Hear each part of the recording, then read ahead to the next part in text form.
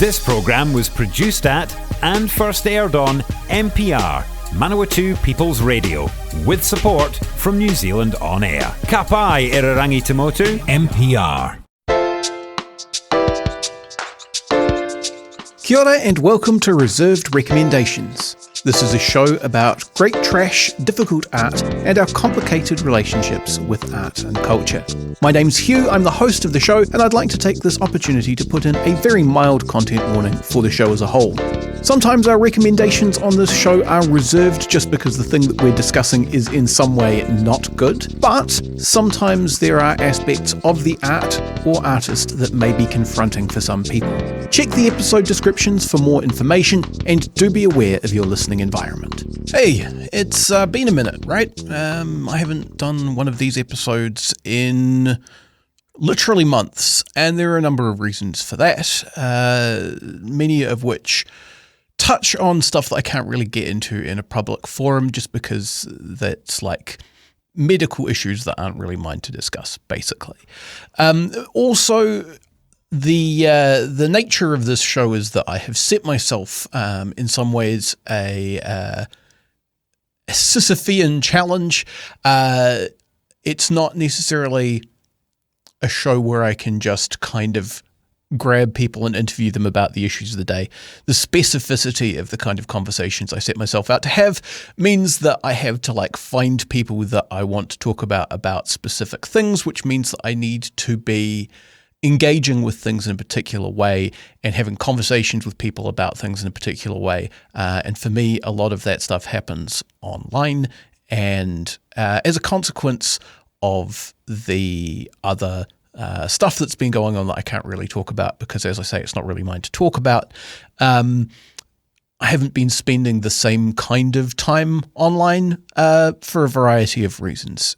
Anyway, what I thought I would do is do something of a mini-sode or a podcast that I listen to called We're From the Internet, who, past guests on this show, do mini-sodes when they don't have full story episodes. It's not necessarily going to be shorter than a normal episode, but I don't have a guest. So you're going to listen to me talk about stuff by myself for an hour, and we'll find out if that's something that I can do together.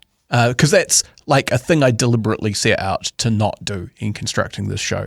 That's why I always have a guest, is because I find the concept of talking to myself for around about an hour slightly terrifying. But here we are. I thought there was some stuff that I should probably talk about, and you guys were well overdue for a new episode, and so this is the format that we're going with today.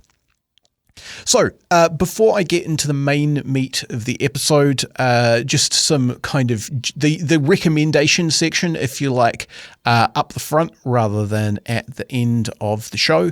In this case, these are all things that somewhat tangentially relate to stuff that I've either done episodes or about, or just, I think if you're interested in this show, you might be interested in these conversations as well. There is a podcast called Something Rotten, which is an investigation into what they call rotten video games.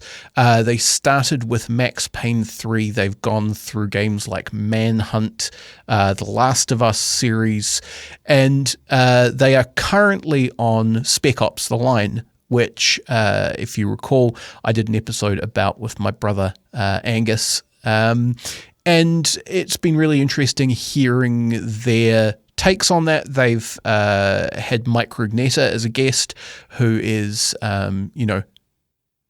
absolute kind of internet icon in terms of having interesting conversations about stuff that is sort of pop culture ephemera of the moment in a way that's really meaningful. And I think their takes on Spec Ops: The Line are an interesting companion to me and Angus's.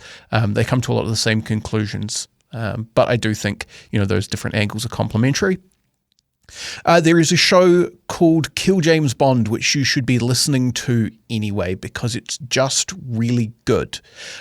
Kill James Bond is 3 of the funniest trans people in Britain, probably the funniest 3 trans people in Britain for my money. They started taking on the James Bond series. They have now run out of Bond because Bond died.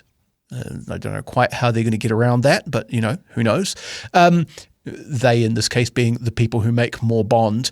And they're now on to kind of series of movies, particularly if they are spy or theft adjacent, that have stuff to say about a particular kind of hegemonic masculinity, and it's much funnier and less heady than that sounds.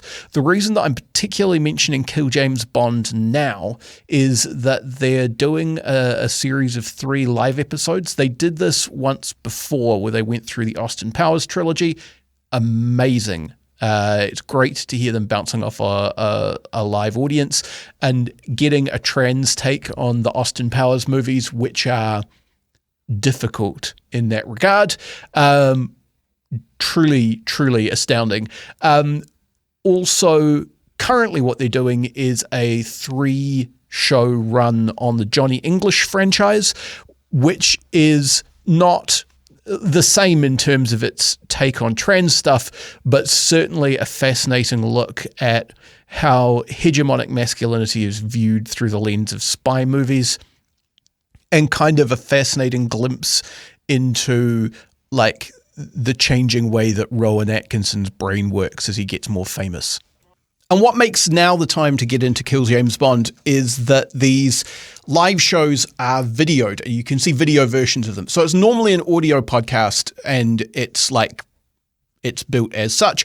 The live shows, Abby, Devon, and November all dress up, and the visual element is kind of a bit more key, as you'd expect in front of a live audience. So being able to see those in video form is a really great, way in, and you get to see these guys at the peak of their game, and then you can find your way back into the podcast feed and work out where all the kind of in-jokes and weird references come from. It's not impenetrable, but there is, as with any long-running podcast, some element of that stuff. The last thing that I want to mention is a podcast called House of Decline. House of Decline is someone who I primarily came across as a webcomic artist, but they have recently transitioned. They did a fascinating, pair of episodes about that experience and also about the way that that's affected their relationship with their family.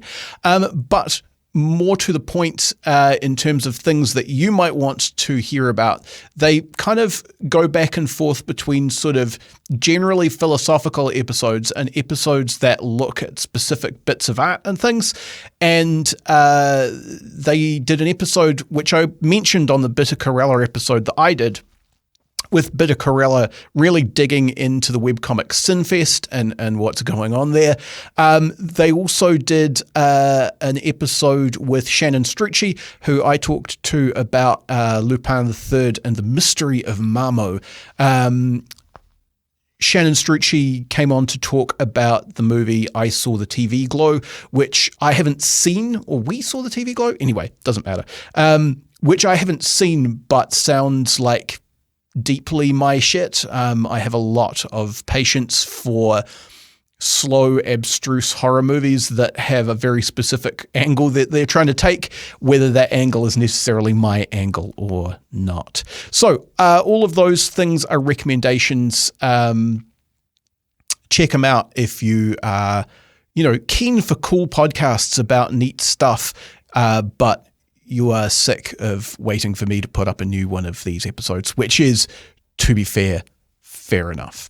So to get into why I felt like I needed to make an episode now, I've been running this show for a number of years. The number of episodes doesn't line up with that for, again, boring life reasons, but I've been running this show about problematic faves, and I've now had an experience, I think, depending on how you count it, 3 or 4 times where a fave of mine has become suddenly problematic. Most recently, the author Neil Gaiman, who you may or may not be aware of depending on your precise level of geekiness. I imagine if you downloaded the podcast, you definitely know who Neil Gaiman is. If you're listening to the radio, you may or may not. That's how I'm going to split it. He has now been credibly accused of sexual assault by at least half a dozen women. There's probably going to be more, I suspect. This is a pattern that goes back at least a couple of decades, and this is all documented by a podcast produced by a network called The Tortoise. They call it the slow news. The idea is that they're taking the time to digest the news rather than breaking things in a hurry. Now, there are some issues with that podcast in particular, and if you would like a really good rundown of those, firstly, the podcast is called The Master, The Accusations Against Neil Gaiman. If you would like a really detailed rundown of the accusations, their credibility, and some critique, which I do think is relevant on the podcast and the way it's constructed and the way that it frames things, there's a really good video on YouTube from a channel called Council of Geeks. They did like a 2-part series. Basically, they did an initial video which ran down the podcast's initial 4-episode run, and as I say, laid out some issues with the podcast and the podcast network and the way that it is constructed and presents things, and then did a second episode when the Tortoise released like another one, and I think they may have done like a 6th episode now, but basically detailing further accusations, further historical accusations against Neil Gaiman that have come out. So like the short version of the Council of Geeks video is, so just so we're clear, the podcast is flawed, and flawed in some ways which are aggravating, but the accusations themselves are credible and we should take them seriously, and we're now left in the position of, like, what do we do about this? This also happened with an author called Warren Ellis. We talk a bit about that. I talk a bit about that with Rob Milden on the episode that we did on Castlevania. Again, Warren Ellis was an author whose work I enjoyed for a long time, who was accused by a really, really significant number of women of having this really unpleasant, abusive relationship pattern that he kept getting into using his professional connections with much younger women, and then leaving them, significantly worse off financially, professionally, in terms of their mental health, all of that stuff. That, if you want more detail on it, you can check out, there's a website called So Many of Us, which was put together by people who had been affected by his behavior. Also, this is more distant, but I do want to mention James Gunn, the guy who directed the Guardians of the Galaxy movies, also the good Suicide Squad movie. He was cancelled for a while over historical tweets, and we will come back to him. I'm just mentioning him now to kind of set a bookmark in your brain. Dan Harmon as well, who I came to first as a podcaster rather than being a fan of any of his TV writing, but he wrote Community, and he also writes the show Rick and Morty, and he had not an accusation so much as like he was talking about sexual harassment and various other issues like that, and he was challenged by someone who had worked for him to detail the ways in which he had sexually harassed her. And he did that in a way that was quite affecting on his podcast Harmontown, which I believe is now like archived. I don't think you can get that anymore. But we will get to Dan Harmon's apology in a bit. The reason that I mentioned James Gunn and Dan Harmon is because, as I say, they both tie into an aspect of like how we deal with these situations when they come up, which I think it's difficult. It's important to consider and it's difficult, and both of them are good examples of that.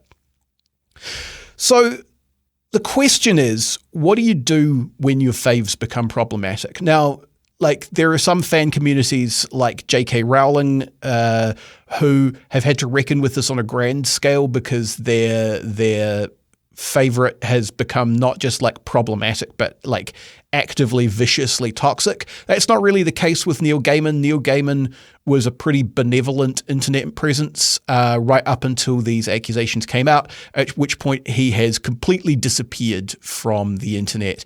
I imagine he will lie low until something happens. But he hasn't done the pivot to like, I'm being cancelled because the left hates any kind of diversity of opinion, and now I must become a right-wing commentator, which is what, for example, Louis C.K. did when he was busted for sexual harassment and stuff. Was he vanished for a while and then came back as essentially like a right-wing outrage comedian. The issue is that not all serious problems are crimes, right? What I mean by that is that the accusations against Neil Gaiman are credible and they do edge into criminal territory. But the complicating aspect of this is that all of the things that he is alleged to have done, and very briefly, all of the things that he's alleged to have done are essentially abuses of power within consensual relationships. So he was within consensual relationships with people and then pressured them to do sexual stuff that they either weren't comfortable with or weren't consenting to in the moment.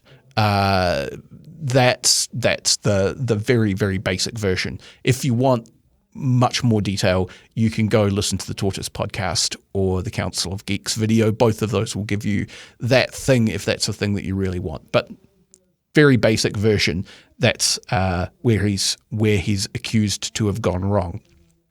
Similarly, Warren Ellis, his behavior is undeniably shitty, but being a serially shitty, abusive partner who uses your professional connections to form those partnerships that you then abuse isn't actually criminal. That's just a bad thing to do.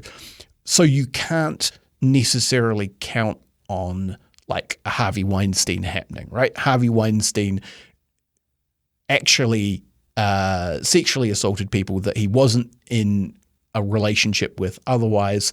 And he did that on a massive scale for an incredibly long time. So there were lots of credible, legally actionable accusations against him, which meant that legal stuff could happen. That's not really the case here. So what do? We have to decide how we feel about these people and what we're going to do with their work, because I think it is unlikely that Neil Gaiman is over. I think it is highly unlikely that he's gone. Warren Ellis disappeared for a while, did not, according to the So Many of Us website, did not credibly interact with the restorative justice process that he said that he was going to buy into, and has now quietly reemerged. I never unsubscribed from I was subscribed to his email newsletter, and I never unsubscribed just because I didn't get round to it. And that quietly started showing up in my inbox again without any particular fanfare. He is now, I can't name any projects, but definitely attached to some projects as a writer again. So it is likely, I think, that unless something really outside the pattern shows up with Neil Gaiman, he's going to disappear for a while. Maybe some projects are going to die, but he's going to come back and he's going to start making new stuff, and we're going to have to reckon with what we think about that. Also, probably some of the stuff that Neil Gaiman was involved in has already been made and is just in some stage of post-production. I'm pretty sure the second season of the Sandman TV show is in that situation.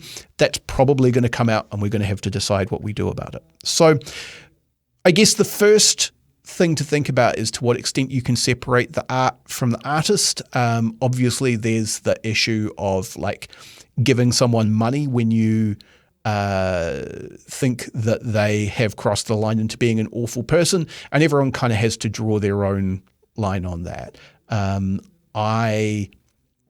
There's various ways around that if you really want to engage with the art.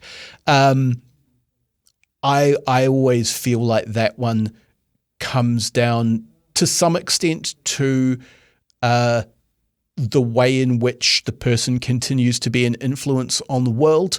So in the case of J.K. Rowling, she uses her vast amount of money and privilege and platform to spread really hateful views. That's not really the case with Neil Gaiman. Really, Neil Gaiman seems to be a person who you don't want to be in a relationship with. That may or may not change things for people. I do think it's worth flagging up a thing, which is there are some cases where artists use non-political art.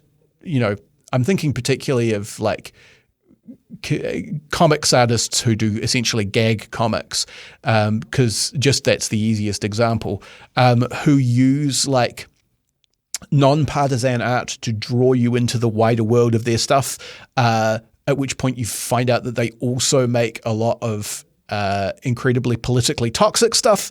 There is a comics artist called Stone Toss who has a very specific, like, they're almost like stick figures, but very rounded style, who does this. And so you'll see like people share Stone Toss comics on social media.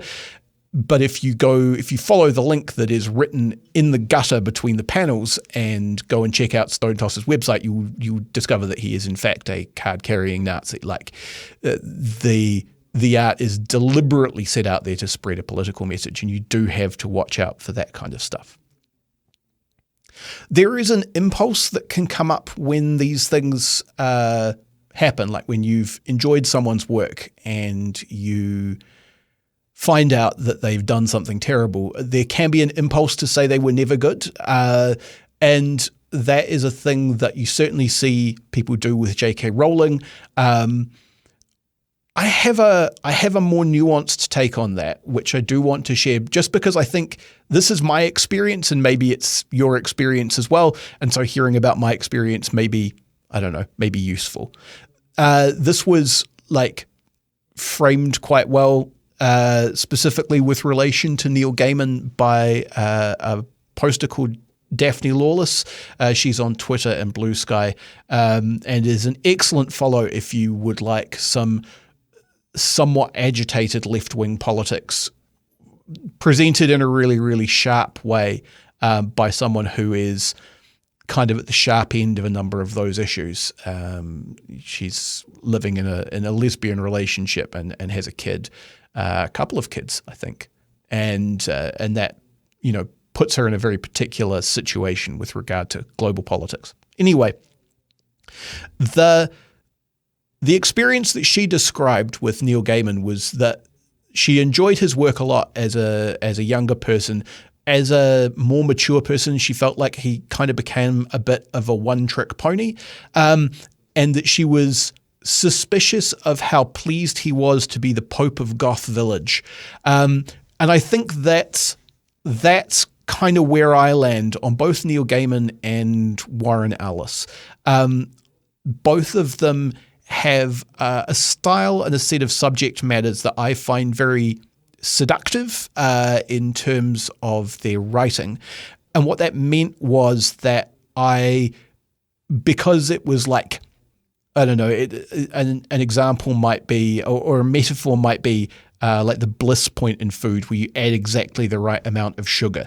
Their writing was very much like that for my brain for a while. But the issue with that is that eventually it starts to feel either repetitive or pandering, and that's kind of where I was starting to get to with both Neil Gaiman and Warren Ellis at the point where the allegations about them came out. And so it wasn't so much that I had this, oh, they were never good. It's more I'd been beginning to get tired of their thing, and the accusations against them threw into a sudden light how fatigued I had been starting to get about how fatigued I'd been starting to get with their specific tropes in their writing. So Warren Ellis has a very particular voice that he gives to characters where they're sort of profane and direct and often damaged by the level of insight that they have about the world. So very sweary, often write about things, often write about things in a way that hurts people's feelings and alienates people, and often having a hard time with being as right as they are about the world. Neil Gaiman has a more kind of ethereal, like magic rules behind the universe way of looking at things in his fiction. But again, like he tends to come back to the same way of doing it. And so once you see the strings and the wires, you know, you do start to continue noticing them over time. So we're at around the halfway point. I'm going to take a break for station messages, and we will continue with what I hope is a useful and illuminating mini-sode after this. Support this show and others like it by giving a donation. For more information, go to www.mpr.nz/donate. You're back on Reserved Recommendations. This is a radio show and podcast about problematic faves and great trash, and this is a rare solo mini-sode. I do not have guest. You are listening to me kind of unravel my thoughts about the Neil Gaiman sexual assault allegations, and more broadly what it means when your faves become problematic and how we deal with that. So in thinking about how we respond to accusations about people, there are a couple of points that I do think are worth covering, and I broadly cover them under what I'll call like the culture war problem. So as you're probably aware, if you do things on the internet at all, there is a kind of global culture war being waged there between sort of reactionary but not especially thoughtful forces and I guess left-wing but also not especially thoughtful forces. People really like thoughtless bullying in my observation, and that's kind of true regardless of your political tendency. If you look at a lot of criticism of Trump, it's often framed in what is essentially like bullying terms.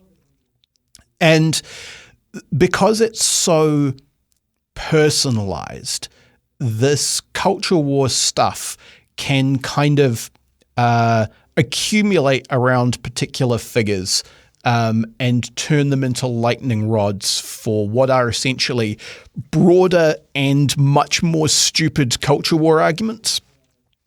The problem with this is that it makes it really, really hard to have a good faith discussion about a particular person and what they may or may not have done and whether or not what they're saying is useful. And it also makes it really hard to critique people's work once it's tied into some level of this sort of culture war stuff. So, for example, it is very hard to simply critique Harry Potter on any axis, positively or negatively, without that being perceived as either support for or an attack on J.K. Rowling and her ideology.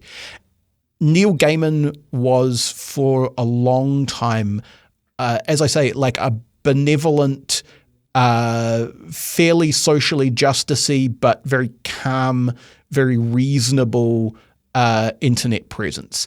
And that means that he is to some degree a target of people on the right of the culture war.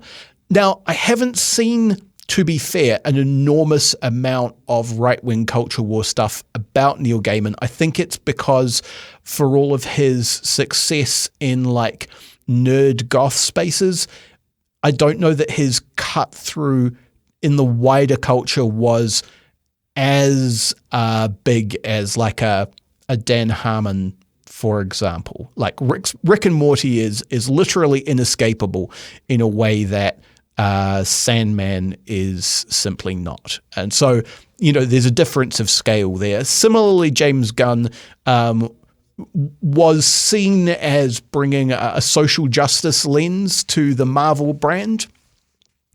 And so the project to find and surface old unsavory tweets of his in order to paint him as hypocritical and dangerous really was like strongly politically motivated by people who felt like he was driving the cultural edifice of superhero movies in the wrong direction. If you want a really good long-form rundown on this, you can find a video called Sacrificial Trash by a YouTuber called Sarah Z. She goes through it in the context of a TV show that I don't actually know anything about, but she really thoroughly unpacks that point of once people have some sort of social justice or anti-social justice affiliation, critiquing them in any way becomes very difficult because you can't have an opinion or make a comment on the work without that also being construed as an opinion or a comment on their politics. So I think it is like entirely possible and also really important to be able to agree with someone's politics and think that their actions are awful. And I think Neil Gaiman is a really clear example of this, right? If you look back at his work, his politics are, not exactly right, because whose politics are exactly right all of the time, but generally speaking, thoroughly on the correct side of history. He was doing maybe not perfectly aged, but very sympathetic stuff for the time with trans characters in Sandman way back in the 80s and 90s. So, like, that's not the single point of reference, but it is, I think, a notable example. And yet, we are in the position of having to look at him and judge him based on his actions, not just on the things that we think about him. And I don't know that necessarily betrays his work, which we can get into in a second. So anyway, if you want to hear more about that as a concept, go look up the Sacrificial Trash video. I guess the key message is that when you see critique of a figure who has a particular political leaning, you need to be you can't discount it, right? Neil Gaiman did what he did, almost certainly. I think when you have that many accusations and the pattern is that consistent, something happened, whether or not all of the specific accusations are 100% accurate to absolutely everything that happened. Like, whatever the precise truth of the situation, you should not get into bed with Neil Gaiman. It is a bad idea. But you do need to assess the quality of those accusations because, as I say, particularly now and online, you can never discount politics, particularly of that sort of broad kind of uninformed culture war bullying class as a motivator, even behind spreading true allegations. The thing that happened with Dan Harmon that led to him no longer being on social media outside of Instagram was that people who were politically opposed to him found an old video of him imitating sexual abuse with a baby doll, which is like gross. Wasn't a thing that he should have done at the time, but was also like an old joke that he wasn't promoting publicly, because I think if he had gone back and looked at it critically, he would have disavowed it and critiqued his past self and said that it was a bad thing to do, which was deliberately dug up and surfaced as a way of attempting to like assassinate a political, or publicly assassinate, if you like, a political threat, because he was considered to be dangerously liberal or whatever the culture war thing was. And so you do have to like evaluate this stuff quite carefully. So the last thing that I want to talk about, I want to finish by playing Dan Harmon's apology for his sexual harassment of a staff member on a show that he was running, because I think that hearing it in his words is the most effective thing, and because I was aware of it, and both the situation with Warren Ellis and now the more recent situation with Neil Gaiman have brought it back into my mind. The thing that Dan Harmon does is that he lays out really precisely the thought patterns that he got into that put him in a position of sexually harassing someone who was an employee of his, and the consequences that had for her life and the creative project that they were working on and all of that stuff. But he is very key to focus in pretty much exclusively on his own internal processes and how he got himself into that situation where that seemed like a reasonable thing for him to be doing. I think it is key to be clear that like Dan Harmon is talking about sexual harassment, not sexual abuse or sexual assault. He didn't get into a relationship with this woman. He made her work life really uncomfortable and damaged the TV show that they were both working on and his relationships with his girlfriend at the time. None of that stuff is good. It's also not on the level of crime as being accused of sexually assaulting somebody, or even really of like serially abusing your connections in the way that Warren Ellis is, again, credibly accused of, to serially get into relationships where you treat people badly. I think like those are a different class of thing, but I do think there's probably a similar thought pattern there.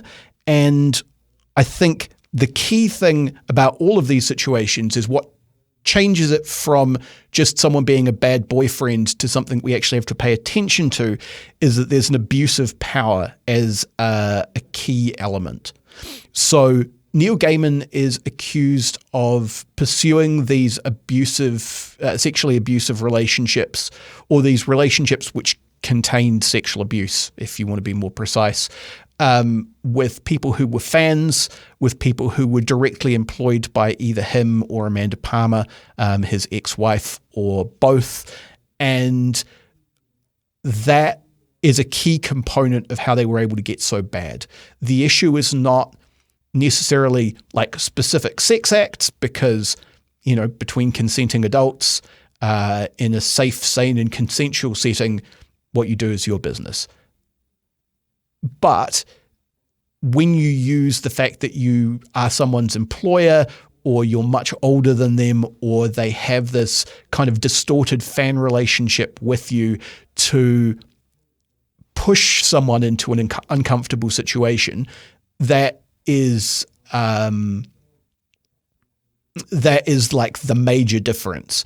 And I think consequently it does behoove us to like pay more attention to people who have more power, because the capacity to do this stuff escalates as people get more power, right? You know, people who don't have any access to anyone and any power over anyone are limited in their capacity to abuse people purely through opportunity.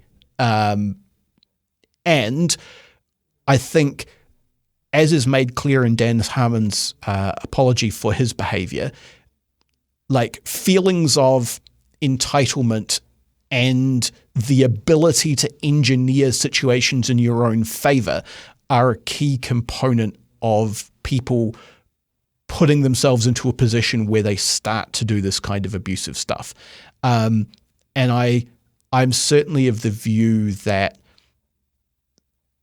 the root cause here is around like a combination of entitlement and thoughtlessness. It's about feeling like you're finally in a position to get what you deserve somehow, and using your power to do that without thinking about the impact on the people that you were going to that thing for.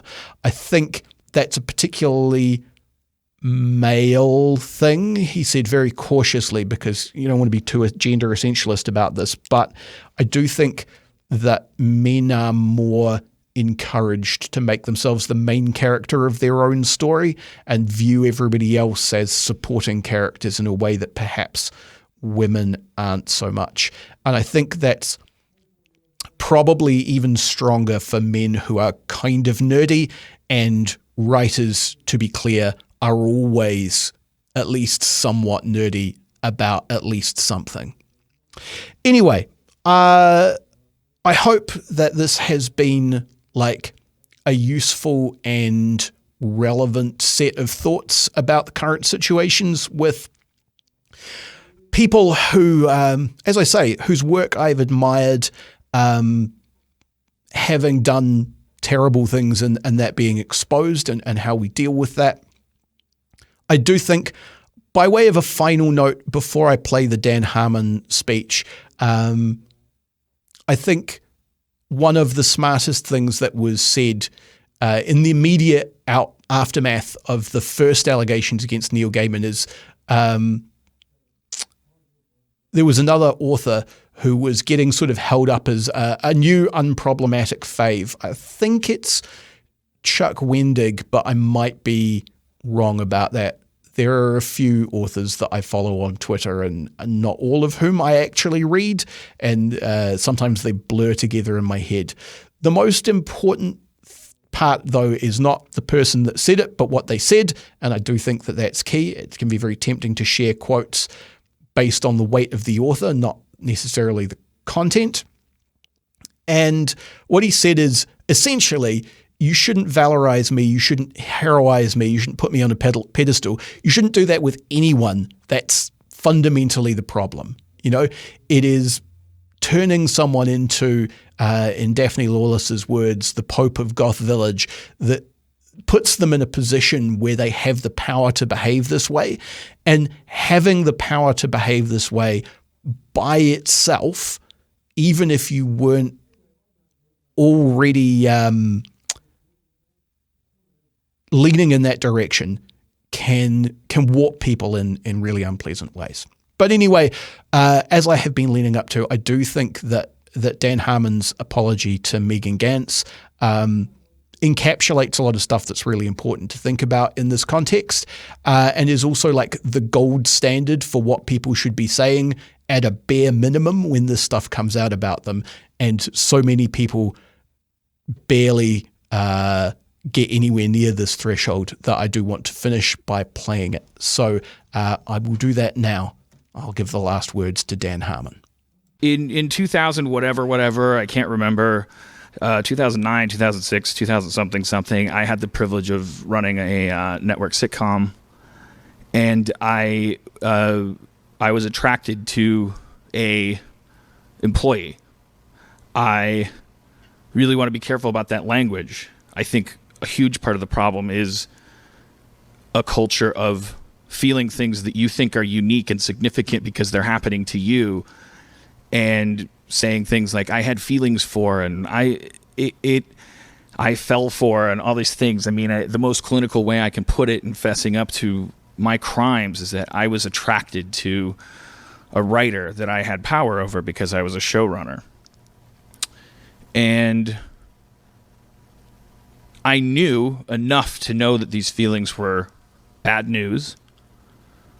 That was easy enough to know. I knew that they ran the risk of undercutting people's faith in my judgment, her faith in her talent, the other writers' respect for me, the entire production, the audience. I knew that I wasn't doing anybody any favors by feeling these things. And so I did the cowardly, easiest, laziest thing you could do with feelings like that, and I didn't deal with them. And in not dealing with them, I made everybody else deal with them, especially her. Flirty, creepy, everything other than overt enough to constitute betraying your live-in girlfriend to whom you're going home every night, who is actually smart enough and respectful enough to ask you, do you have feelings for that young writer that you're talking about, that you're paying all this attention to? And saying to her, no, because the trick is if you lie to yourself, you can lie to everybody. It's really easy. And so that's what I continued to do, telling myself and anybody that threatened to confront me with it, that if you thought what I was doing was creepy or flirty or unprofessional, then it's because you were the sexist. You were jealous. I was supporting this person. I'm a mentor. I'm a feminist. It's your problem, not mine. It's you're the one that actually is seeing things through that lens. And so I let myself keep doing it. And it's not as if this person didn't repeatedly communicate to me the idea that what I was doing was divesting her of a recourse to integrity. I just didn't hear it. And it's because it didn't profit me to hear it. And this was, after all, happening to me, right? And so after a season of playing it that way, I broke up with my girlfriend, who I had lied to the whole time while lying to myself. Lied to her about why I was breaking up with her, because I thought that would make having inappropriate feelings for a coworker appropriate if I wasn't involved.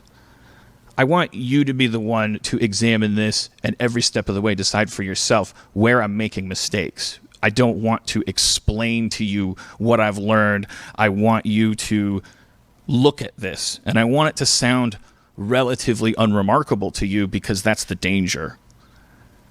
I broke up with my girlfriend, then I went right, full steam into creeping on my employee. Now it was even less appropriate after all. Now I wasn't in danger of being a bad person. And then after that season, I got overt about my feelings after it was wrapped, because now, and said, "Oh, I love you," and she said the same thing she'd been saying the entire time, in one language or another. Please, don't you understand that focusing on me like this, liking me like this, preferring me like this, I can't say no to it, and when you do it, it makes me unable to know whether I'm good at my job. And because I finally got to the point where I said to her, this is, I love you, because that's what I thought it was. When you target somebody for 2 years And it was therefore rejected that way. I was humiliated. And so I continued to do the cowardly thing and continued to do the selfish thing. Now I wanted to teach her a lesson. I wanted to show her that if she didn't like being liked in that way, then, oh boy, she should get over herself. After all, if you're just going to be a writer, then this is how just writers get treated. And that was probably the darkest of it all. I'm going to assume that when she tweets about it, and refers to trauma, that's probably it, because I drank, I took pills, I crushed on her and resented her for not reciprocating it. And the entire time I was the one writing her paychecks and in control of whether she stayed or went and whether she felt good about herself or not, and said horrible things. Just treated her cruelly, pointedly. Things that I would never, ever, ever have done if she had been male. And if I had never had those feelings for her. And I lied to myself the entire time about it. And I lost my job. I ruined my show. I betrayed the audience. I destroyed everything. And I damaged her internal compass. And I moved on. And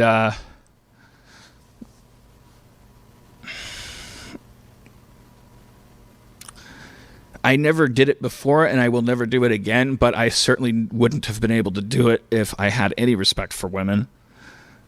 On a fundamental level, I was thinking about them as different creatures. I was thinking about the ones that I liked as having some special role in my life. And I did it all by not thinking about it. So I just want to say, in addition to obviously being sorry, but that's really not the important thing, I want to say I did it by not thinking about it. And I got away with it by not thinking about it. And if she hadn't mentioned something on Twitter, I would have continued to not have to think about it. Although I did walk around with my stomach in knots about it. But I wouldn't have had to talk about it. And the last and most important thing I can say is just think about it. No matter who you are at work, no matter where you're working, no matter what field you're in, no matter what position you have over or under or side by side with somebody, just think about it. You gotta, because if you don't think about it, you're gonna get away with not thinking about it. And you can cause a lot of damage that is technically legal. And hurts everybody. And I think that we're living in a good time right now because we're not going to get away with it anymore. And if we can make it a normal part of our culture that we think about it and possibly talk about it, then maybe we can get to a better place where that stuff doesn't happen. So that's it. Please don't hurt her. Please don't